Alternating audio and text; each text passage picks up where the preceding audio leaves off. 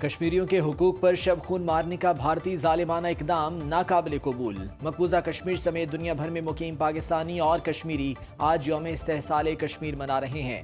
ملک بھر میں دن 10 بجے 1 منٹ کی خاموشی اختیار کی گئی۔ 5 اگست 2019 کو بھارت نے مقبوضہ کشمیر کی خود مختار حیثیت ختم کرنے کا شرمناک اقدام کیا۔ اسلام آباد میں دفتر خارجہ سے ڈی چوک تک ریلی۔ نائب وزیر اعظم اسحاق ڈار نے خطاب میں کہا، بھارت کشمیر کے مستقبل کا فیصلہ نہیں کر سکتا۔ آگے بڑھنے کا واحد راستہ مذاکرات ہیں۔ بھارت کو مقبوضہ کشمیر پر لگی پابندیاں ہٹانا ہوں گی۔ کسی بھی جارحیت کا منہ توڑ جواب دینے کے لیے تیار ہیں۔ حمایت جاری رہے گی۔ وفاقی وزیر اطلاعات عطا تارڑ نے کہا کہ 5 اگست تاریخ کا سیاہ ترین دن ہے۔ کشمیری بھائیوں کے ساتھ کھڑے ہیں اور کھڑے رہیں گے۔ وفاقی وزیر انجینئر امیر مقام نے کہا، 5 اگست کشمیریوں کے ساتھ اظہار یکجہتی کا دن ہے۔ ہم نے کل بھی اس اقدام کو مسترد کیا، آج بھی مسترد کرتے ہیں۔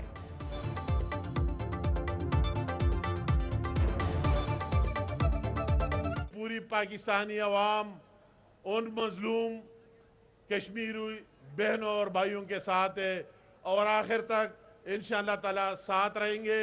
1,80,000 تک لوگوں کو، بے گناہ لوگوں کو گرفتار کر دیا گیا، مگر آج بھی ان کا وہی جذبہ اور ولولہ اپنی جگہ قائم ہے۔ میں تو آج بہت پر امید ہوں کہ انشاءاللہ تعالی جو حالت اس وقت مودی کی ہے اس میں کشمیر کا مسئلہ انشاءاللہ تعالی اللہ نے چاہا تو بہت جلد حل ہونے کی طرف مجھے جانے والا نظر آتا ہے۔ کراچی میں پیپلز سیکریٹریٹ سے مزار قائد تک یکجہتی کشمیر ریلی۔ صوبائی وزیر سعید غنی نے خطاب میں کہا، پاکستانیوں نے متحد ہو کر بھارت کے خلاف یکجہتی کا مظاہرہ کیا۔ پاکستان کی فتح سے کشمیر کا مسئلہ حل ہونے کا راستہ کھلا ہے۔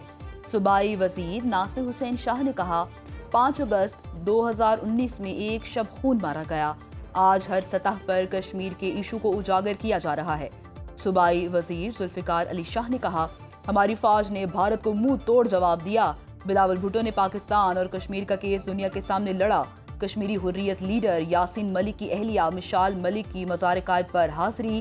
میڈیا سے گفتگو میں کہا، مودی کو ہر آزادی پسند کو دہشت گرد قرار دینے کا شوق ہے۔ کشمیریوں کو پتہ ہے آزادی کی قیمت کیا ہوتی ہے۔ جب تک کشمیریوں کو حق خود ارادیت نہیں ملے گا، مسئلہ حل نہیں ہوگا۔ پشاور میں وزیر اعلیٰ ہاؤس سے گورنر ہاؤس تک یکجہتی کشمیر ریلی۔ گورنر فیصل کریم کنڈی اور ترجمان کے پی حکومت بیرسٹر محمد علی سیف نے قیادت کی۔ گورنر فیصل کریم کنڈی نے کہا، آج پورے ملک میں کشمیریوں کے ساتھ یکجہتی کا اظہار کیا جا رہا ہے۔ پاکستان کے عوام اور افواج کشمیریوں کے ساتھ ہیں۔ خیبر پختونخوا حکومت کے ترجمان بیرسٹر سیف نے کہا، بھارت نے آئین میں ترمیم کر کے مقبوضہ کشمیر کی خصوصی حیثیت ختم کی۔ یہ فیصلہ بین الاقوامی قوانین کی خلاف ورزی ہے۔ مودی یاد رکھے، ہم نے غاصبوں کو مٹی کے اندر دفن کیا۔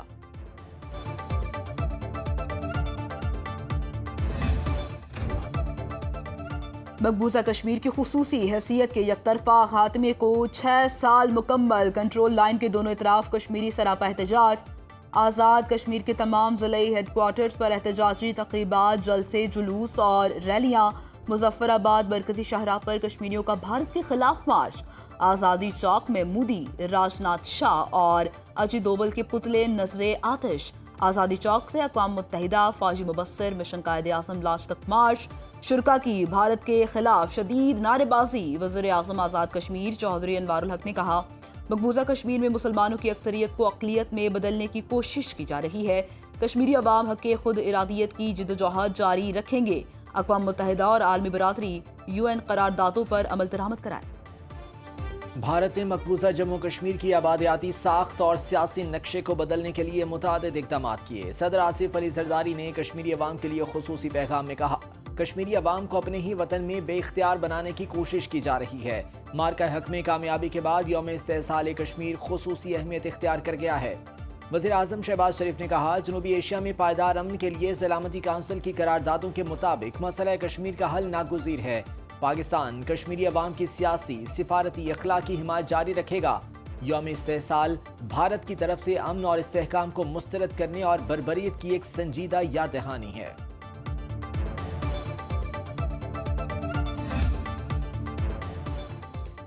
یوم استحصال پر مسلح افواج کا کشمیری عوام کے ساتھ اظہار یکجہتی۔ شہداء کو خراج عقیدت۔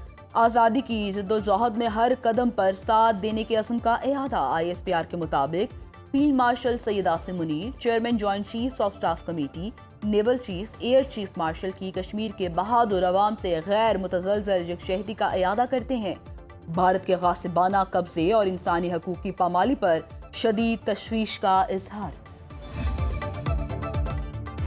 ٹرمپ کی بھارت پر مزید ٹیرف کرنے کی دھمکی۔ امریکی صدر نے کہا انڈیا روسی تیل اوپن مارکیٹ میں بیچ کر منافع بھی کما رہا ہے۔ بھارت کو یوکرین میں جاری جنگ اور ہلاکتوں کی کوئی پرواہ نہیں، اس لیے بھارت پر مزید ٹیکس لگانے کا فیصلہ کیا ہے۔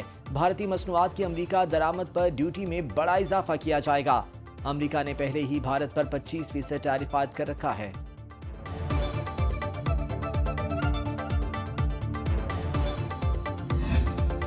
پاکستان سٹاک مارکیٹ میں بلندی کا نیا ریکارڈ، 1,43,000 کا سنگ میل عبور۔ 100 انڈیکس میں 963 پوائنٹس کا اضافہ، 1,43,013 کی بلند ترین سطح پر ٹریڈنگ۔ انٹر بینک میں ڈالر 16 پیسے سستا، 282 روپے 50 پیسے میں فروخت۔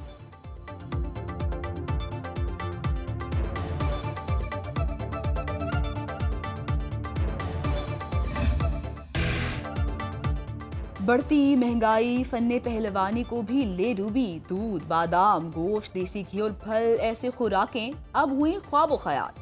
حکومتی عدم توجہی اور مہنگائی سے گجرانوالہ کے اکھاڑوں میں ویرانی۔ پہلوان خود مہنگائی کے ہاتھوں چاروں شانے چت ہو گئے۔ پہلوانوں کا حکومت سے روایتی کشتی کو بچانے کے لیے سرپرستی کرنے کا مطالبہ۔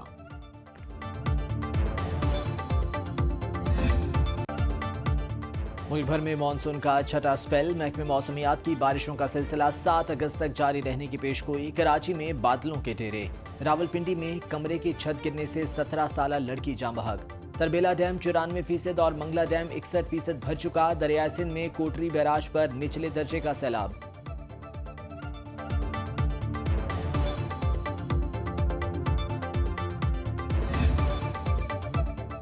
خواتین سے زیادتی کے مقدمے کی تحقیقات کون کرے گا؟ لاہور ہائی کورٹ کے جسٹس طارق سلیم شیخ نے نیا قانونی نکتہ طے کر دیا۔ خواتین سے زیادتی کی تحقیقات جنسی جرائم سے متعلق خاتون ٹرینڈ آفیسر ہی کر سکتی ہے۔ متاثرہ خاتون کے کیس کی تحقیقات جوائنٹ انویسٹیگیشن ٹیم سے کرانے کی درخواست مسترد۔ یاسمین بی بی کی درخواست پر 9 صفحات پر مشتمل تحریری فیصلہ جاری۔ جسٹس طارق سلیم شیخ نے خواتین اور بچوں کے آئینی حقوق کے تحفظ کے لیے اینٹی ریپ ایکٹ کی قانون سازی کو تاریخی قرار دے دیا۔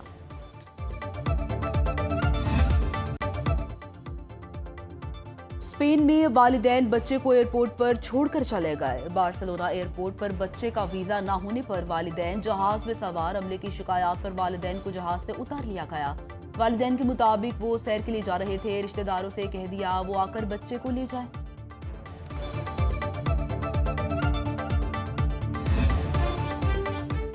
جنوبی کوریا کے معروف اداکار سونگ یونگ کیو کی لاش گاڑی سے برآمد۔ میڈیا رپورٹس کے مطابق اداکار سیول کے علاقے یونگ ان میں پارک شدہ کار کے اندر مردہ پائے گئے۔ شہریوں نے حکام کو اطلاع دی، موت کی وجہ تاحال معلوم نہیں ہو سکی۔ اداکار کو 19 جون کو ڈرنک اینڈ ڈرائیو کیس میں گرفتار کیا گیا تھا۔